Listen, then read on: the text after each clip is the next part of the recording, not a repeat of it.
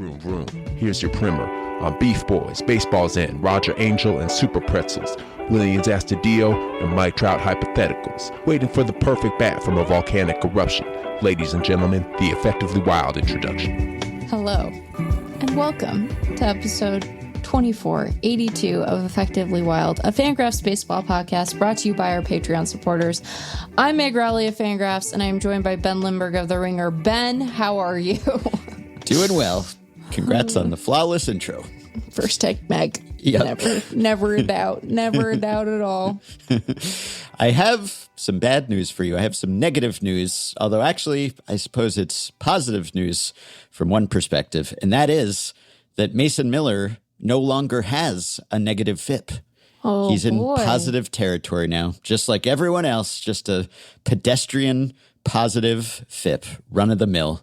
Run-of-the-miller, that's what they call him. Mason Run-of-the-Miller. And he now has a 0.1 FIP on the season. 0.1. That's almost funny. Sorry. I underrated or overrated. 0.32 FIP. Skyrocketing. Washed. Yeah. Unsightly 0.32 FIP for Washed. Mason Miller. Yeah. Wow. He just went into positive territory this week because he had a couple by Miller standards rough outings in a row, at least from a FIP perspective. And so he was, when this week started, still in negative territory.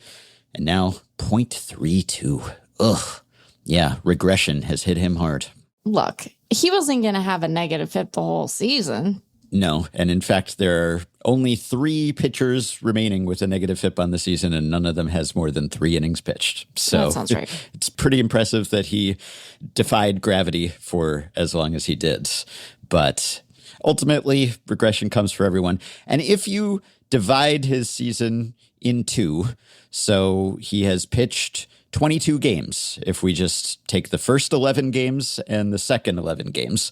The first 11 games, he had a 0 ERA, of course, famously, and a negative 1.16 FIP, and even a negative xFIP, negative 0.75, and he was striking out almost 22 batters per 9 innings, and he was walking fewer than 2. And now, if we look at the second half of his season, the second 11 games, which is one more inning than he had pitched in the first 11 games, 1.59 ERA, 1.78 FIP, 2.4 xFIP, a mere 14.3 strikeouts per 9, and he has walked 5.6 per 9 over that span.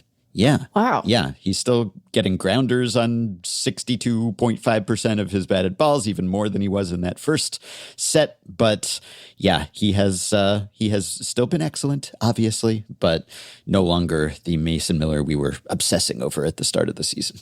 My main takeaway from what you just said is that people started listening to me and they're just like, I'm not going to swing. I'm just not going to offer at this. We did have that conversation. Should you just go up there not swinging against Mason Miller? This suggests to me that some appreciable percentage of the major league population listens to Effectively Wild and was like, those two, they got great advice. Yeah. They said, just see if he's throwing you strikes and that's a notable uptick in the walks. Oh, yeah, it is. Do you have an explanation for that other than my own self-aggrandizement? I will look to see if the swing rate has meaningfully changed or his zone rate or anything else. But it's 11 innings or so. It probably doesn't mean that much. But that's the thing. We were all obsessing over the small sample. And obviously he's been good before. He was great for the Padres last year. He's been good in full seasons before. But he did seem to have reached some superhuman level and wasn't allowing any runs and barely anyone could make contact. And we said, well, is this just the best any pitcher has ever been on a per inning basis? And quite possibly that was true. But he can't maintain that forever. We talked to Brad Lidge about this. just Right. about sometimes you have that run where everything's clicking, and it's not necessarily that you get hurt or anything. It's just things get a little out of whack, or Right. you have a little worse luck or whatever it is. Like, no one's as good as Mason Miller is. He's not perfect, obviously. And so all it takes is a slight slippage. Yeah. And suddenly you go from being completely unhittable and untouchable to still elite, still excellent, but more in the realm of typical pitching performance, Right. at least where you're not going to be the subject of many articles and headlines and hypotheticals about, can he be the MVP? Can he be Right. the Cy Young Award winner? Could we still give those awards to relievers? That was unlikely to sustain itself, that sort of performance. Right. This is recognizable excellence, right? This Yeah. is something that we are familiar with and know how to categorize, as opposed to what we were seeing previously, where we were like, we need new FIP math, maybe? Like, Yeah. this is a version of this profile that is so extreme as to be, again, like kind of unrecognizable, which is generally a good sign that something is about to regress. Yes, exactly. And probably he will now get the walks back under control, Right. and he'll look a little bit better. But yeah, the just pristine stats that he had going at the start Yeah. of the season, just a little bit marred now by being a mortal and a mere human like the rest of us, you know. Man. Just like us, Mason Miller, really. Right. It's really relatable that he has sunk so far. Well, you also hang out with Grogu, so It's true. Yeah. Yeah, maybe that's what happened, because you're alluding to a promo that was done to promote The Mandalorian and Grogu, and it implied that Grogu was hanging out in the stands and was using the Force to Yeah. influence the trajectory of Mason Miller's pitches, and perhaps that reflected the influence of Grogu, right. and He's now, been abandoned. yeah, Grogu has forsaken him, and this is just Mason again. Sorry, allow me a quick pop culture digression. Have you seen this movie? Oh, yet? I have. Yes, and I've reviewed it. Oh, and I imagine you didn't care for it. I didn't particularly care for it. It's okay. It's not aggressively bad. It's just pretty forgettable. Wow, how the Star Wars has fallen. So, a question I have though, I was fascinated by that promotion, because when did they shoot that promotion, Ben? Oh, yeah. Because Mason Miller, to your point, good in the past, right? You know, there's a reason that the Padres traded for him, and boy, did they give up a lot to do it. But if you were designing, you're sort of sketching out a Star Wars ad campaign where you wanted to have partnership with Major League Baseball, and Grogu has force powers, I assume, because he's like from the Yoda's race of Yoda. Right. If he's a Yoda, Yoda's his name. Yoda Yes. is Yoda's name. We don't know the name of the species. It's a mystery. Oh, wow. And Yaddle. Don't forget Yaddle. What is that? You don't have to tell me. I didn't How watch. dare you? I didn't watch The Mandalorian. Okay, I'm sorry. Yaddle's from the prequels. Oh, from the prequels. Yes. A fellow member of the Jedi Council, but a female Oh. member of Yoda's species. Yoda and Yaddle, man, he was Yep. really phoning it in by the end of that, wasn't he? Again, Mason Miller, very good reliever, excellent reliever, all-star caliber reliever. Why did they pick him? You know, and does it suggest that that promo was done kind of into the season where they were like, well, look at, he's got a negative FIP, so clearly we have to use force powers to explain the kind of season that he's having. Because the funny thing about that promo, which is dumb, is at the beginning they say San Diego Padres practice fields, and I'm like, all right, so someone who, again, you can just call us, right? Yeah. Like, it would be a modest fee. It wouldn't be a crazy practice field. Why wouldn't you, because they couldn't shoot at Peoria, presumably, why wouldn't you say like spring training facility or practice field? What? Well, it says May 4th, which is Star Wars Day. So Okay. I don't know whether it actually was, but Why wouldn't they shoot it at Petco? That part's confusing. You know, they don't have to actually have shot it on May 4th. They can just pretend that it's May 4th, Yeah. because they're also pretending that it's the San Diego Padres practice facility. And I was like, that doesn't look like Peoria. It's like, if you're going to say practice facility, say backfield. Again, just like, why don't they ever call us? But also, how did they arrive at Mason Miller? Because Grogu could do anything. Grogu could, I mean, I don't know if there are bounds to Grogu's force powers. Like, is he not as powerful as Yoda, or what was her name? Yaddle. Yaddle? I don't know about that. George. Yeah, depends on the midichlorian counts, but we don't know. But presumably any pitcher would be effective with force powers controlling their pitches. Right. You could have a higher profile pitcher, because I think Mason Miller is known to baseball fans, certainly known to Padres fans.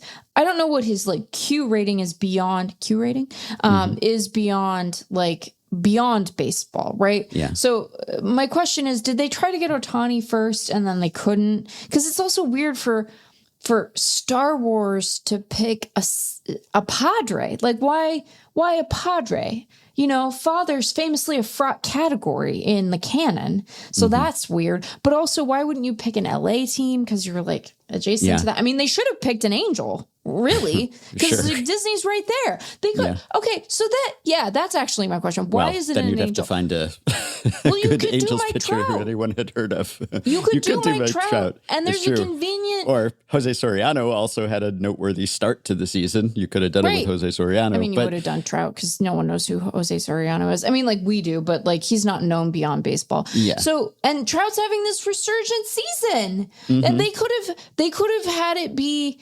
You know, they could have had Mike Trout playing center field, trying to rob a home run, but he's older now, and Grogu helps him do it. Yeah, or he hits a ball and Grogu force pushes it over the wall. Right. Who knows? Maybe that's why the ball was flying so well several years ago. Right. It wasn't lower seams. It was force users stationed in the stands. It's a weird promo to consent to participate in because it's pretty insulting. It's like, oh, Mason Miller, you actually suck. It's Grogu. You're cheating, or Grogu this is. Tiny baby of a species we don't even know the name of. Yeah.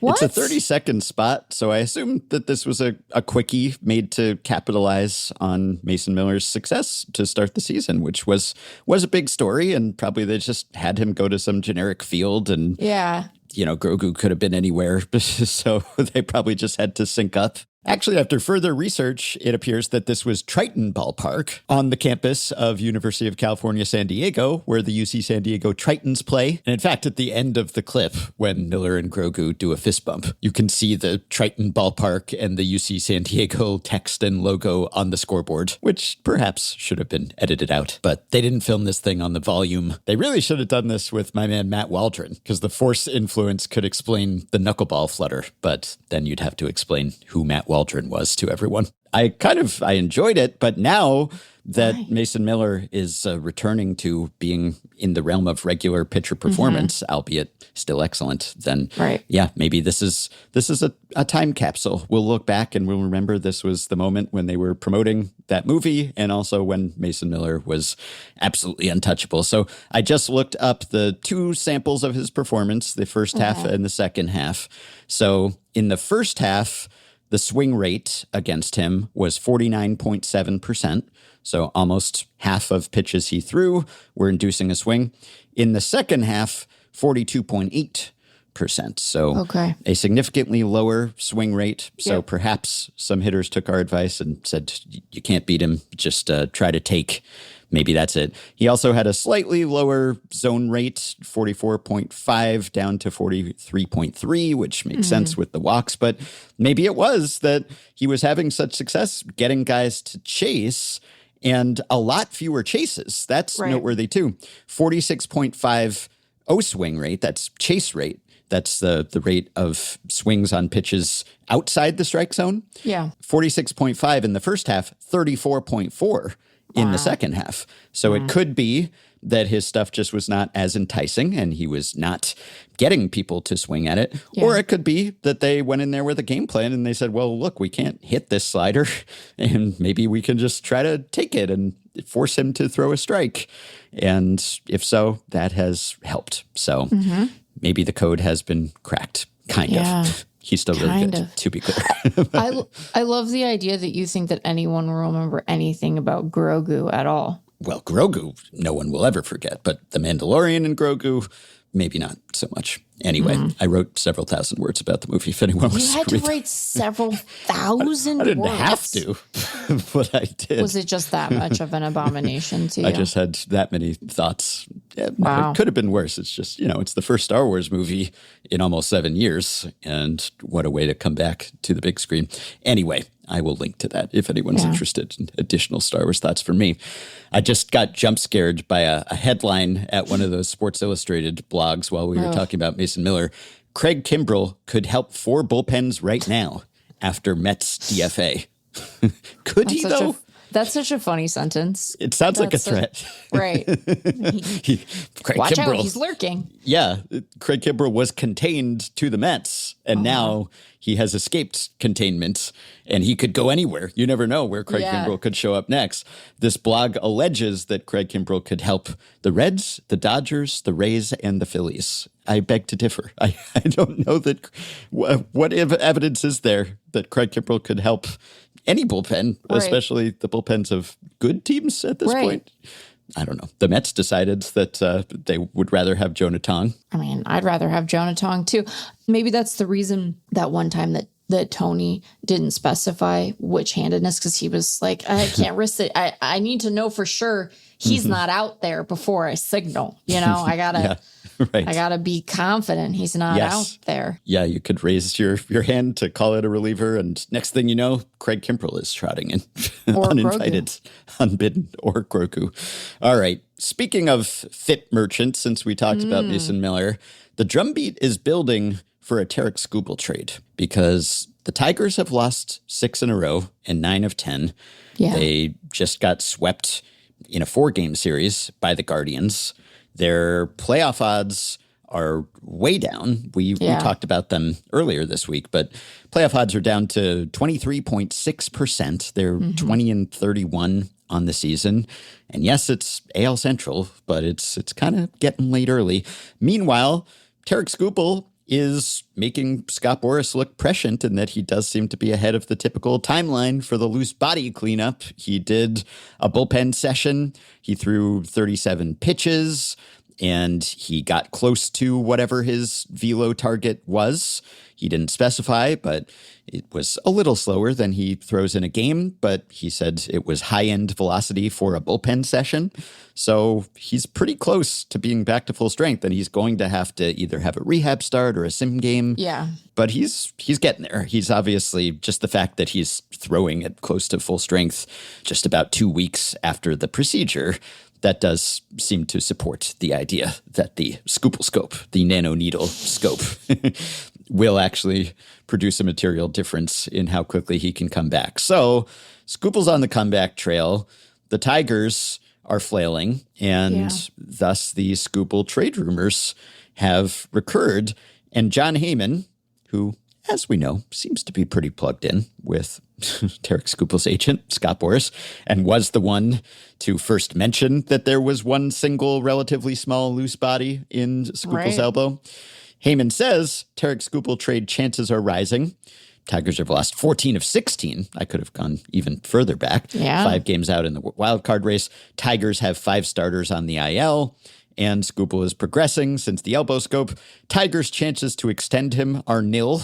So does it make some sense? And this is not just Heyman, who may or may not be in conversation with Skubal's agent about Skubal's situation, but Robert Murray at Fansided, he did a piece where he spoke to executives about what it would take to land Skubal, and Buster Olney did something at ESPN, so everyone seemingly got the memo at the same time. It's Tarek Skubal trade talk season, and one evaluator said of Scott Harris, Detroit's head of baseball operations, he's fairly objective. He's never struck me as a window guy.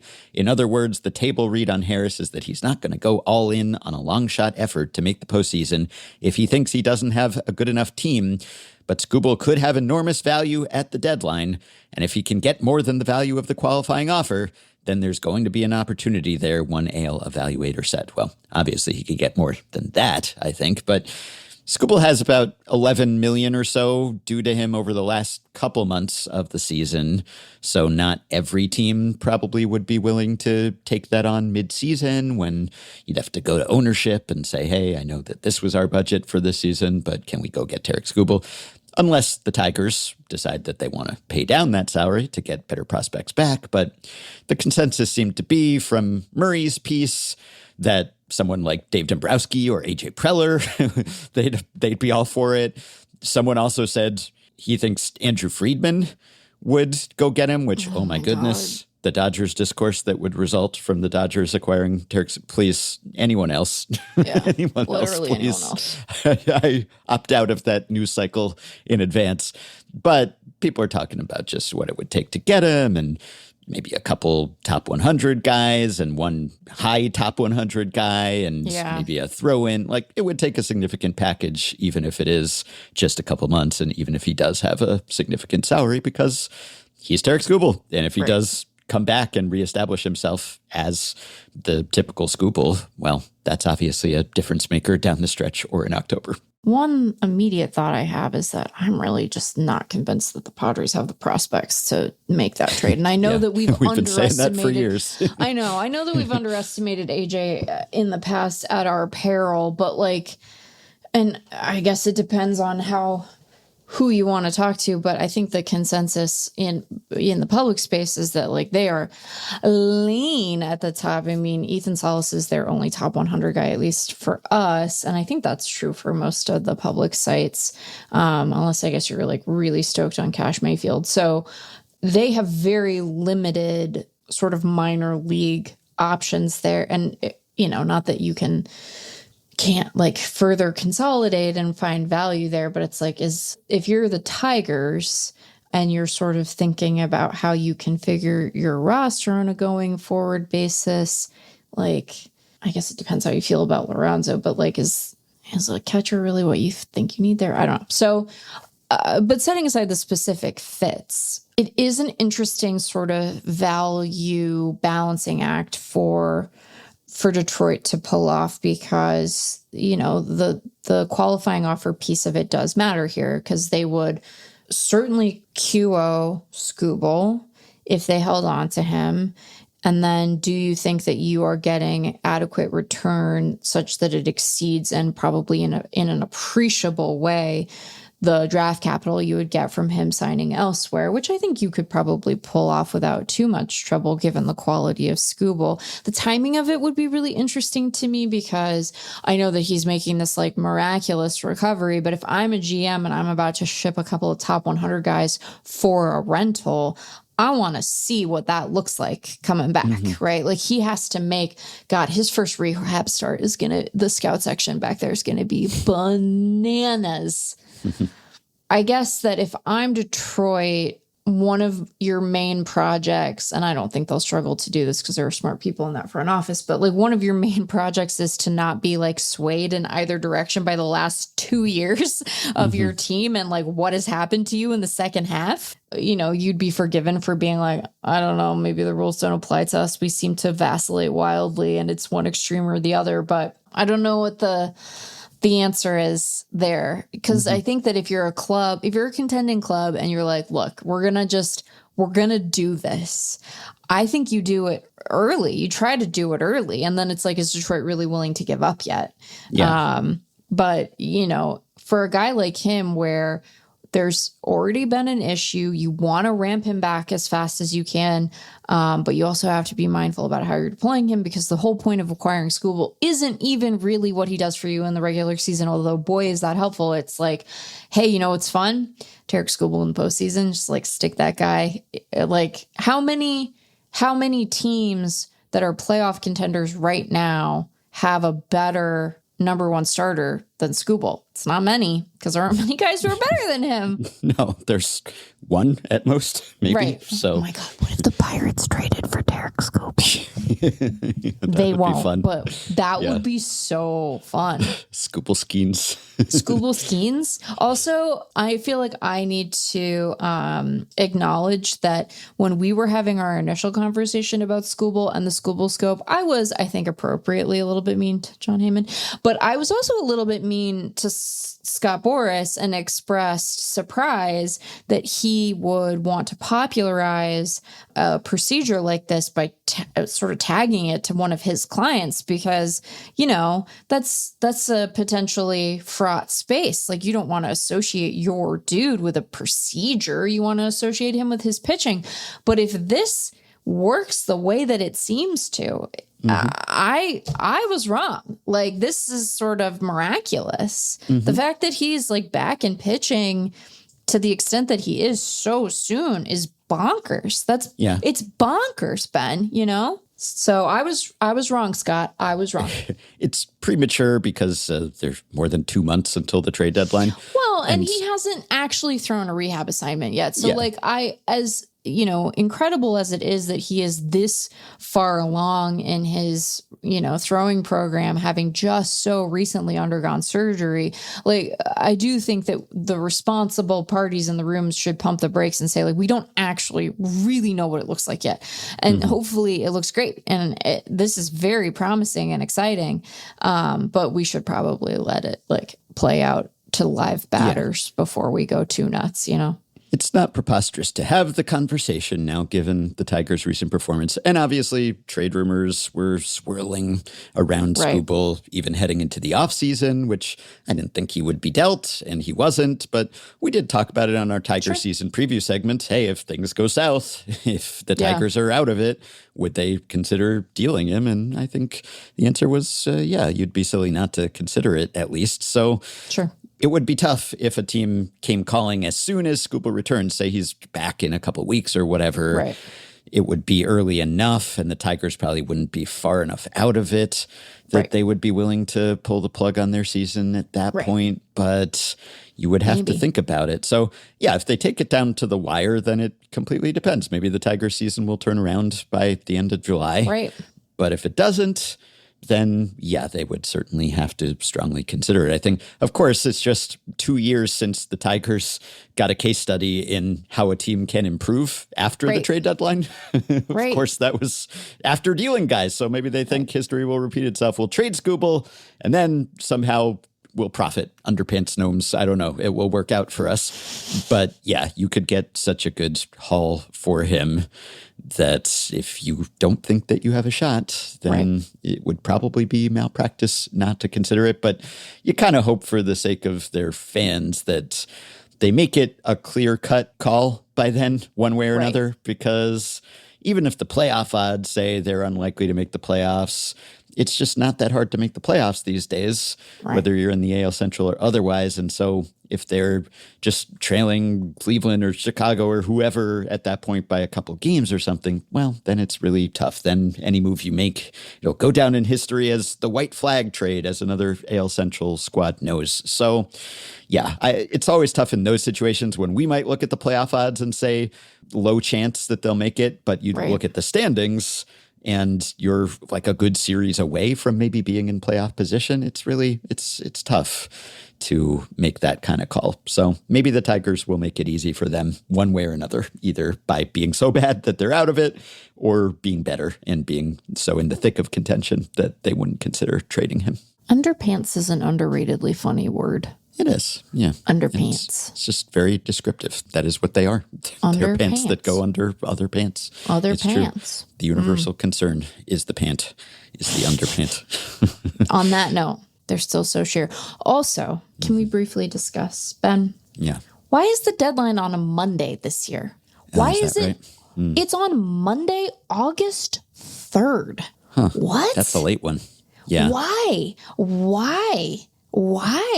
Well, they like to do it so that games aren't going on during the deadline, right? And so I don't know if the deadline falls on a day game or something, Sunday or whatever. Sometimes it's been early August when they haven't wanted a lot of other action to be taking place, but it's very strange. Yeah, that is quite late and awkward timing. So on the one hand, from an editorial perspective, there's some benefit to it being on a Monday because then, you know, you have a whole week where you're already publishing and you can just keep reacting if you need to, right? Like if it's a super busy deadline and we don't get to everything on the day and it bleeds into Tuesday or Wednesday, well, that's fine because those are working days anyway.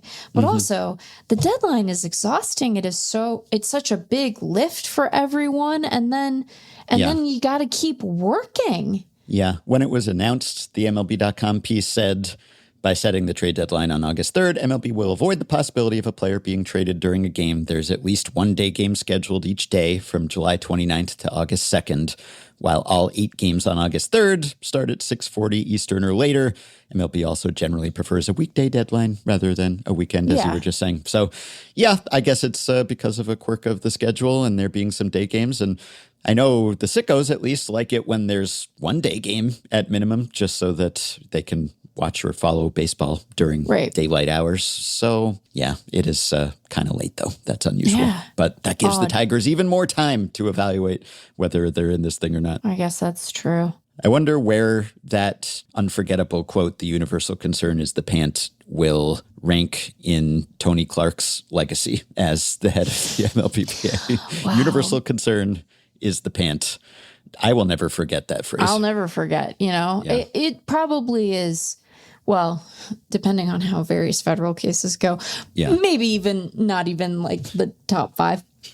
But for me, definitely top 5. Yeah. Well, and the funny thing is you know who I hadn't thought about in a hot minute? Tony Clark. Yeah. Yeah. He's, that's, I guess, why he resigned. It was maybe bad for people to be thinking of him for the PA, at least. Yeah. Well, I do have several stat blasts to share, but I also have one note about another player who could have been traded and would have been an impact acquisition at previous deadlines, but was not, in fact, dealt.